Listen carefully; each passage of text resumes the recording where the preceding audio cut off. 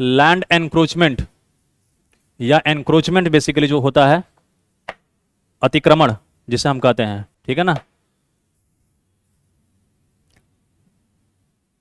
Encroachment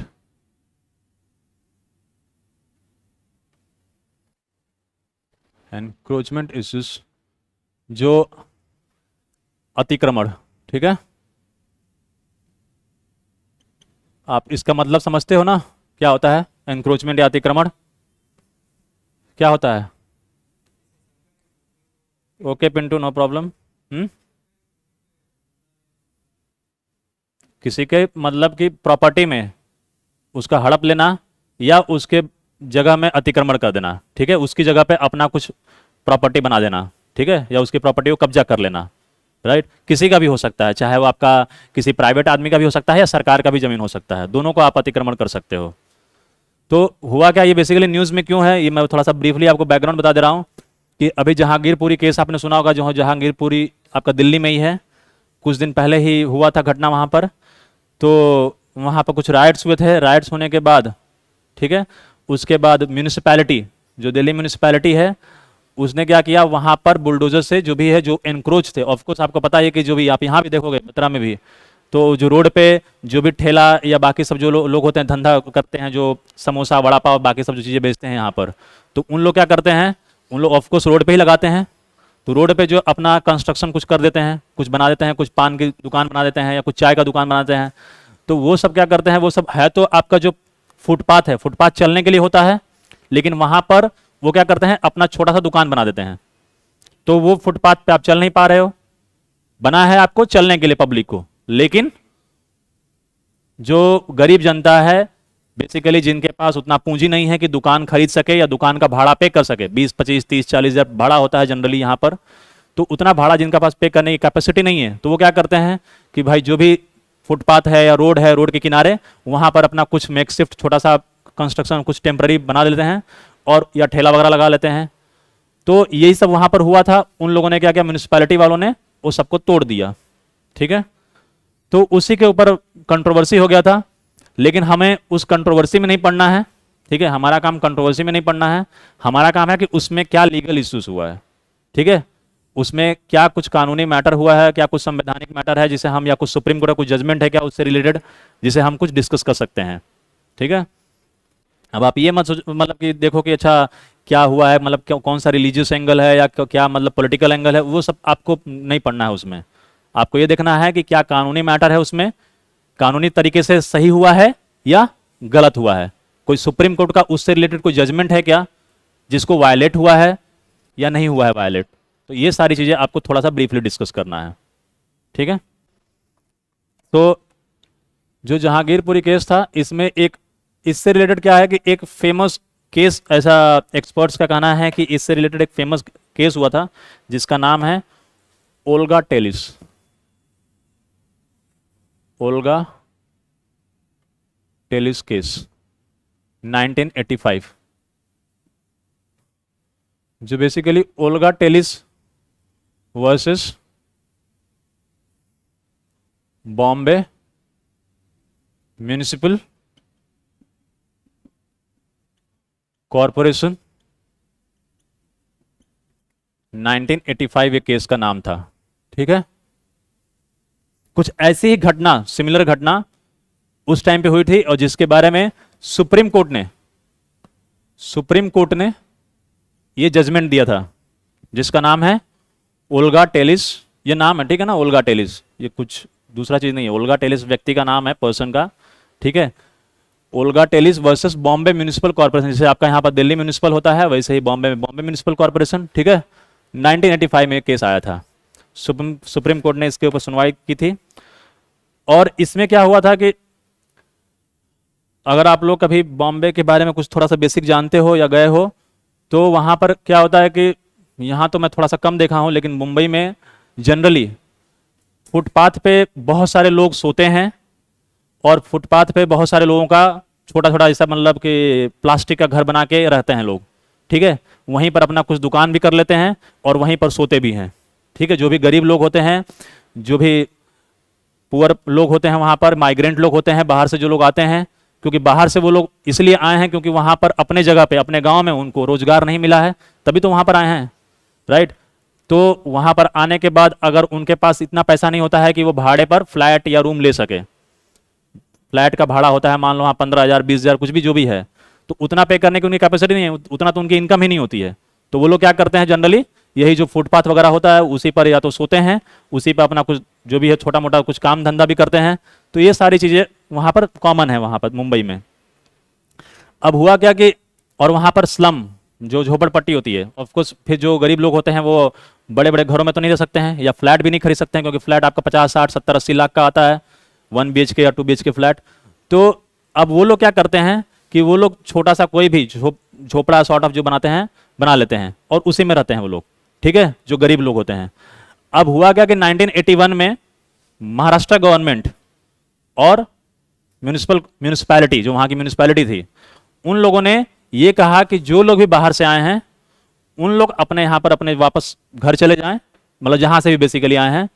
क्योंकि इससे क्या हो रहा है कि आप जब फुटपाथ को एनक्रोच कर रहे हो तो जो लोग भी आना जाना, जिसकी वजह से ट्रैफिक जाम हो रहा है, आने जाने में लोगों को तकलीफ हो रही है, तो ये सब प्रॉब्लम तो होती है। ऑफकोर्स ये भी प्रॉब्लम एक होती है, क्योंकि अगर फुटपाथ पूरा जाम हो जाएगा, फुटपाथ पे पूरा कब्जा हो गया, तो लोग जो पैदल आना आ जा रहे हैं वो कहाँ जाएंगे, रोड पे जाएंगे, और रोड पे जब चलेंगे तो गाड़ी फिर प्रॉपरली नहीं आ जा पाएगी, तो फिर क्या होगा, ट्रैफिक जाम होगा।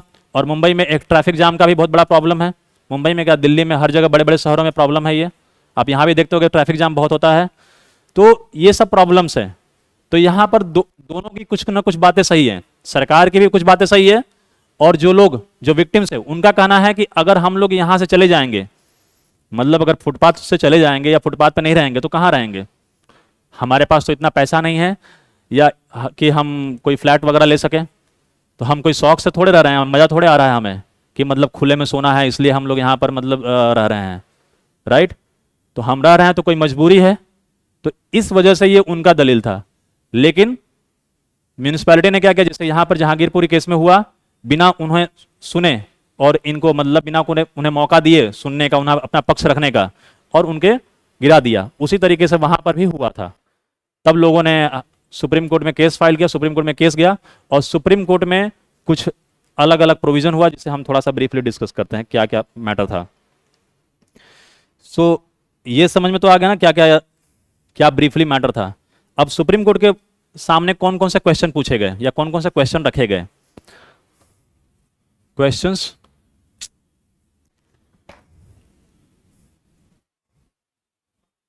क्वेश्चंस बिफोर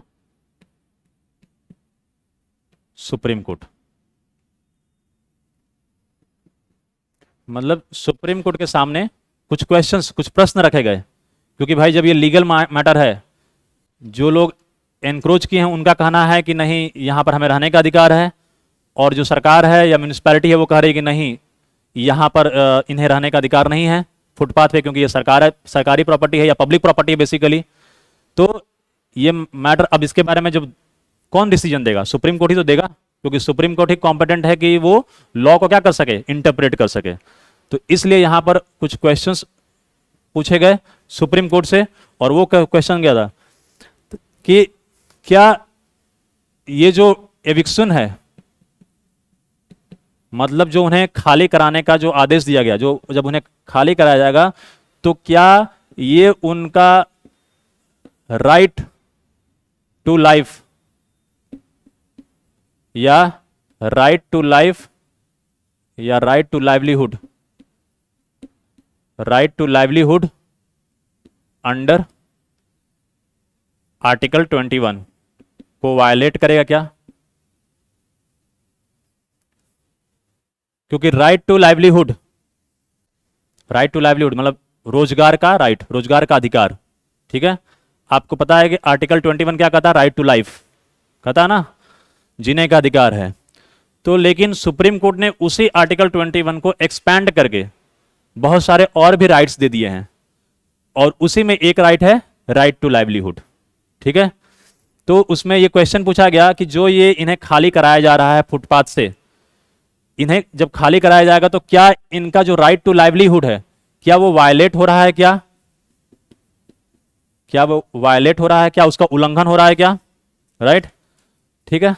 इसके बारे में हम सुनेंगे क्या सुप्रीम कोर्ट ने कहा।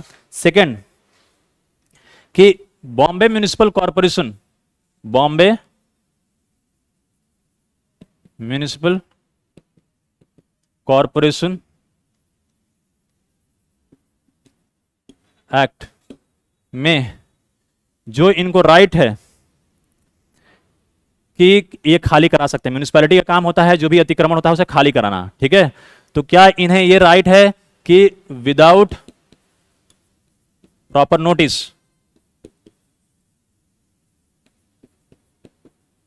विदाउट प्रॉपर नोटिस क्या ये खाली करा सकते हैं? ठीक है, ये क्या अनरीजनेबल है? विदाउट प्रॉपर नोटिस क्या ये खाली करा सकते हैं? ठीक है,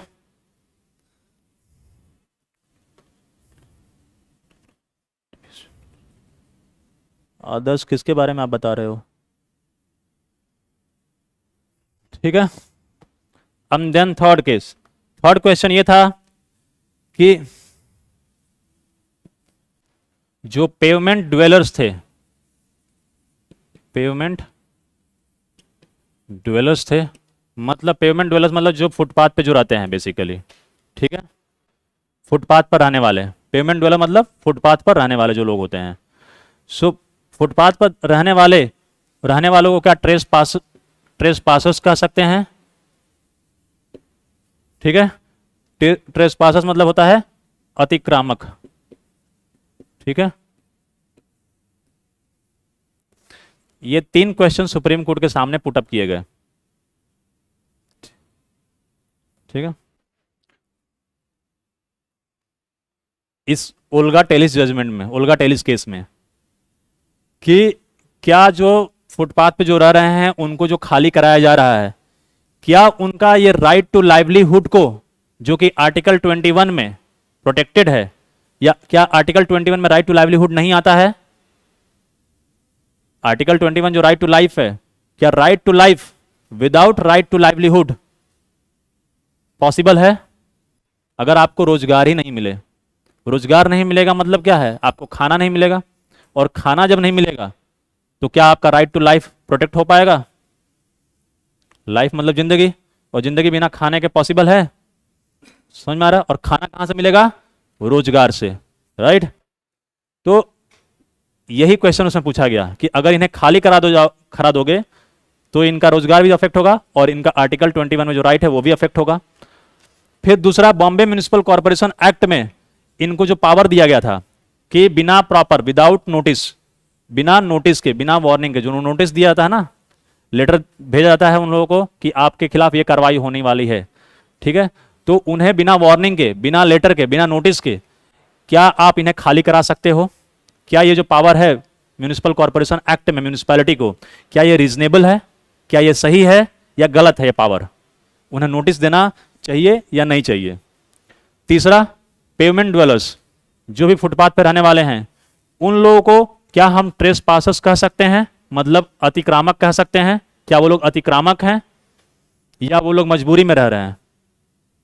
राइट, अतिक्रामक तो वो होता है कि जो दबंगई से रहता है बेसिकली, राइट, जबरदस्ती रहता है। जो भी आपका लैंड को एनक्रोच करता है वो क्या कहता है कि मैं तो यहीं रहूंगा, क्या कर लेगा तू, राइट, ऐसे वो बोलते हैं। और वो जो ऐसा बोलता है वो कौन होता है? वो दबंग होता है, राइट। तो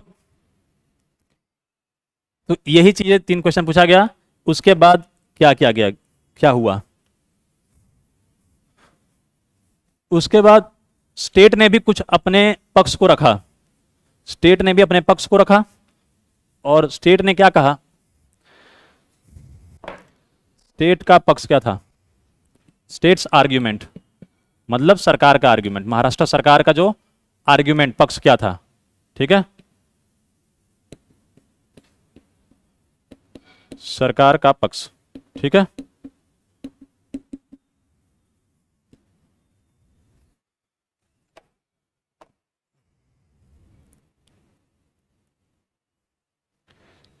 स्टेट्स आर्ग्यूमेंट ये था कि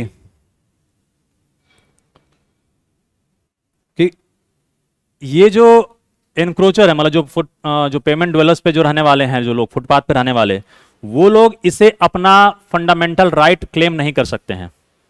वो ये नहीं कह सकते हैं कि ये मेरा फंडामेंटल राइट है यहां पर रहना। क्यों? क्योंकि अगर ये यहां पर fundamental right as a claim करेंगे तो दूसरे का जो फंडामेंटल राइट है, जो जो भी जाने वाले लोग हैं, जो रास्ते में जो चलते लोग हैं, पब्लिक, उनका भी फंडामेंटल राइट वायलेट हो रहा है। राइट टू वे मतलब रास्ते पे चलने का अधिकार। क्योंकि जो पब्लिक है, पब्लिक को भी तो रास्ते पे चलने का अधिकार है। तो अगर आप फुटपाथ पे रहोगे तो पब्लिक कहां चलेगी? राइट। तो इसीलिए उनका कहना था कि जो भी यहां पर रह रहे हैं फुटपाथ पे, वो लोग ये नहीं कह सकते हैं कि ये मेरा फंडामेंटल राइट है। राइट। तो क्योंकि इनका कहना था कि public has a right two way. ठीक है, राइट ऑफ वे। ठीक है, मतलब उन्हें रास्ते पे चलने का अधिकार है। तो जब उन्हें रास्ते पे चलने का अधिकार है तो आप कैसे ये कह सकते हो कि यहां पर मुझे रहने का भी अधिकार है? समझ रहे हो ना? दो कॉन्फ्लिक्ट हो रहा है। स्टेट का अपना अलग आर्ग्यूमेंट है, इनका अलग आर्ग्यूमेंट है। और ये कॉमन है, ये नॉर्मल है, ये होगा ही, क्योंकि जो भी जो काम करेगा उससे जस्टिफाई करने की कोशिश करेगा। तो वही चीज यहां पर हो रहा था। ठीक है ना? अब उसके बाद में अब सुप्रीम कोर्ट का बारी था कि सुप्रीम कोर्ट क्या कहेगा, क्योंकि दोनों ने अपना अपना पक्ष रख दिया। अब सुप्रीम कोर्ट का क्या कहना था? तो सुप्रीम कोर्ट ने यह कहा,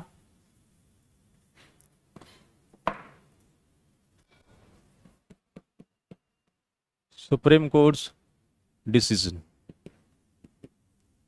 और व्यू। और सुप्रीम कोर्ट ने बेसिकली क्या कहा इसमें? ठीक है, सुप्रीम कोर्ट का जो भी ओपिनियन था या जजमेंट था वो क्या था, उसके बारे में हम लोग डिस्कस कर लेते हैं। तो उन्होंने कहा कि सुप्रीम कोर्ट ने तीन बातें कही। पहला कहा कि राइट टू बी हर्ड, मतलब राइट टू बी, सबसे पहले तो जिसके खिलाफ कार्रवाई कर रहे हो आप, फुटपाथ पे जो रहने वाले जो लोग हैं उनके खिलाफ आप कार्रवाई कर रहे हो, उनके घरों को, उनके जो भी दुकानें हैं उसको आप गिरा रहे हो फुटपाथ पर से, तो अगर गिरा रहे हो तो उन्हें पहले सुनने का, उन्हें बोलने का, उन्हें अपना पक्ष रखने का मौका तो दो कि वो लोग ये यहां पर क्यों रह रहे हैं। ठीक है, क्योंकि अगर आप उन्हें बिना उन्हें सुने उनके खिलाफ कार्रवाई करोगे तो इसका मतलब क्या हो गया कि ये तो क्या हो गया, तानाशाही। और इंडिया क्या है? डेमोक्रेसी है। तो इसलिए right to be heard democracy में सबसे इंपॉर्टेंट होता है। आपको पता होगा कि जब कसाब का जो केस था, मुंबई अटैक जब हुआ था, तो जब कसाब को भी पता होगा कि जेल में रखा गया था और उसको कई सालों तक रखा गया था। सब कसाब पता है ना? कसाब कौन था कि नहीं पता किसी को? कसाब नहीं पता? चलो ठीक। मुंबई पे अटैक हुआ था, पता है? मुंबई पता है? 2008 के आसपास हुआ था। 2008, हाँ 2008 में हुआ था मुंबई अटैक। ठीक है, मुंबई पे पाकिस्तान से कुछ आतंकवादी थे, उन लोगों ने 2008 में अटैक किया था। ठीक है, तो उन लोगों, उसमें से कसाब एक जो टेररिस्ट था वो पकड़ा गया था जिंदा, और बाकी लोग तो मारे गए थे, एनएसजी कमांडो ने मार दिया था।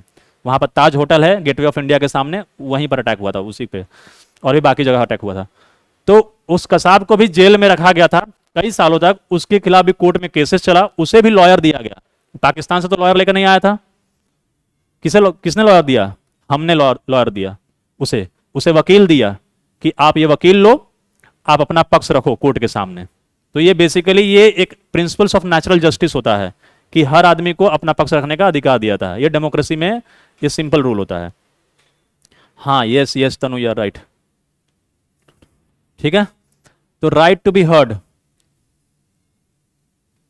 Yes, right to free movement Tanu, yes it can be. ठीक है, राइट टू फ्री मूवमेंट तो होता ही है ना Tanu. So right to be heard, right to be, समझ में आ गया? पक्ष रखने का अधिकार, अपना पक्ष रखने का अधिकार।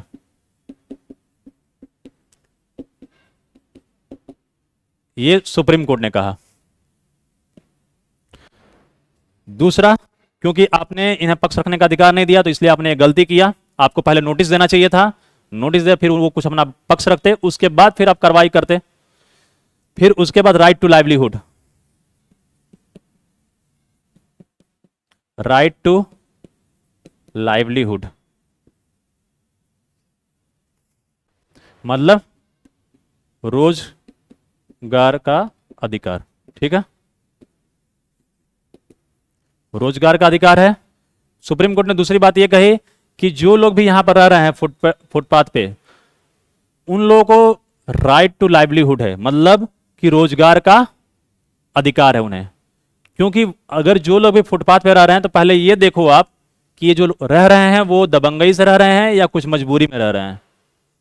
उनके पास क्या कोई और ऑप्शन है या कोई और ऑप्शन था? आप पहले उस चीज को तो समझो। सुप्रीम कोर्ट ने यह कहा क्योंकि अगर वो फुटपाथ पे नहीं रहते तो फिर रहते ही नहीं। समझ में आ रहा बात? तो इसलिए उनका रहना मजबूरी है, ना कि शौक। तो इसलिए अगर वो नहीं रहेंगे तो उनका रोजगार ही खत्म हो जाएगा। तो इसलिए right to livelihood under article 21 that is right to life, ये उन्हें है, ठीक है। तो इस हिसाब से भी आपने गलत किया है क्योंकि उनका रोजगार खत्म किया है आपने, ठीक है, क्योंकि उनके पास रोजगार का कोई और दूसरा ऑप्शन नहीं है, या तो फिर आप रोजगार का कोई दूसरा ऑप्शन देते, ठीक है। तो और उसके बाद treating pavement dwellers as trespassers, मतलब कि आप you can not treat pavement dwellers as trespassers, मतलब आप फुटपाथ पे रहने वाले लोगों को, फुटपाथ पर रहने वाले लोगों को आप क्या कर सकते हो? अतिक्रामक नहीं मान सकते हो, अतिक्रामक नहीं मान सकते हो, ठीक है।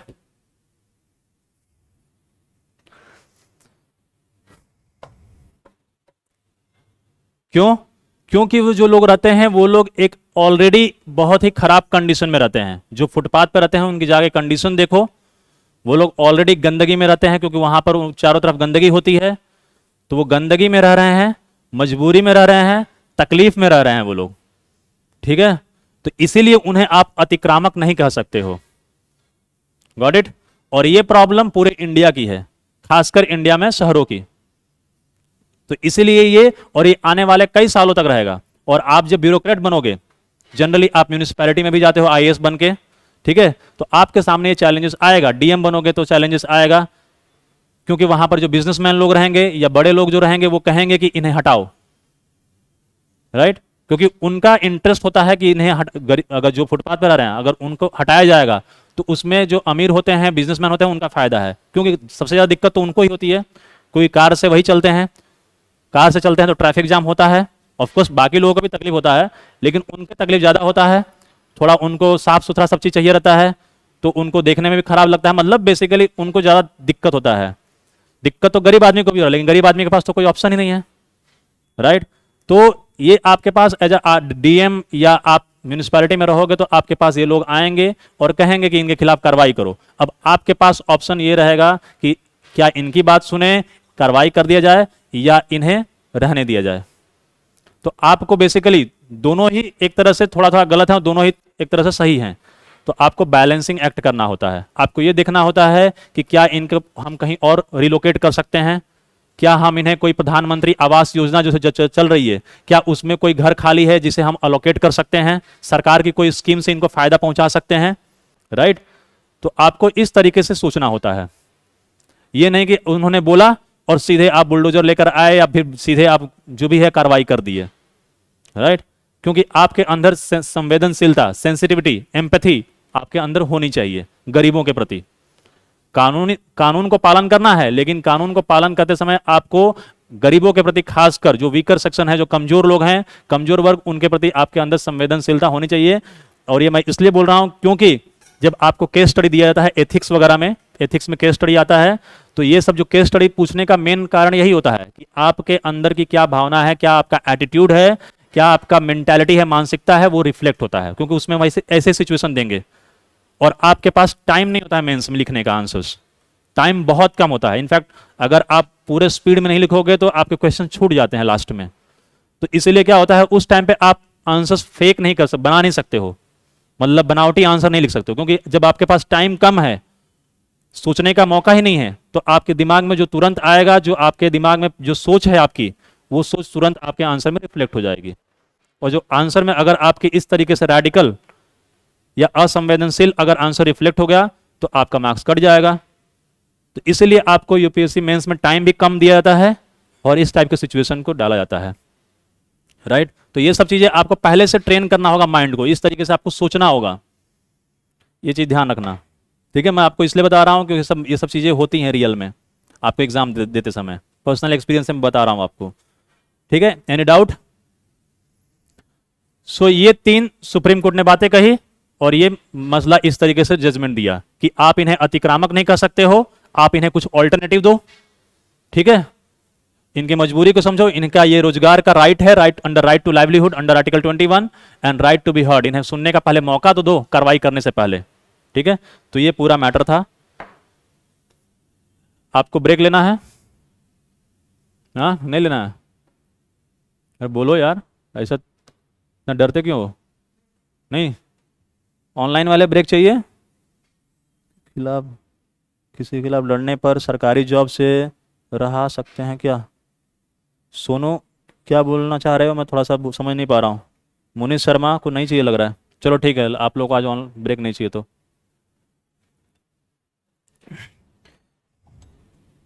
सो, मैं एक क्वेश्चन दे देता हूँ आपको, पहले क्वेश्चन कर लो तब थोड़ा सा।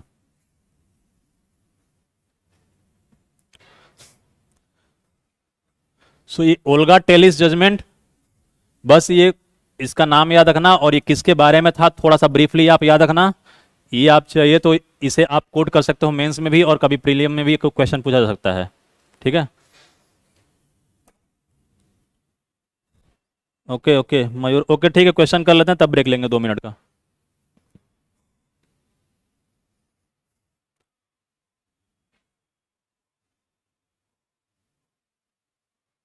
Consider the following statement.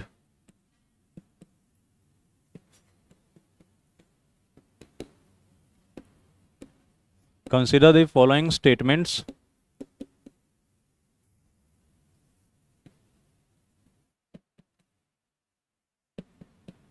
right to livelihood,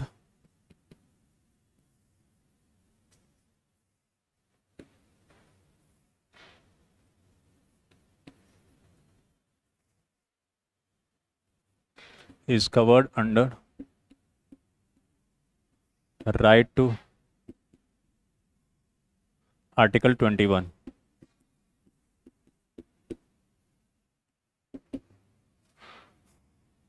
Second,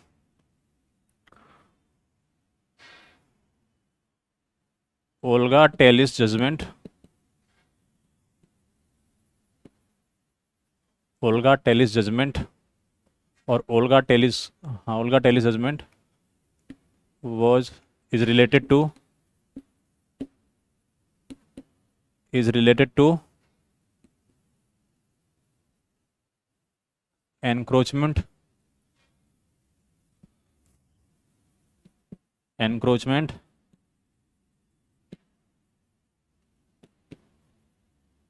matters, encroachment matter. Which of the above statements are correct? A, only one. B, only two. C, both 1 and 2. D, none of the above.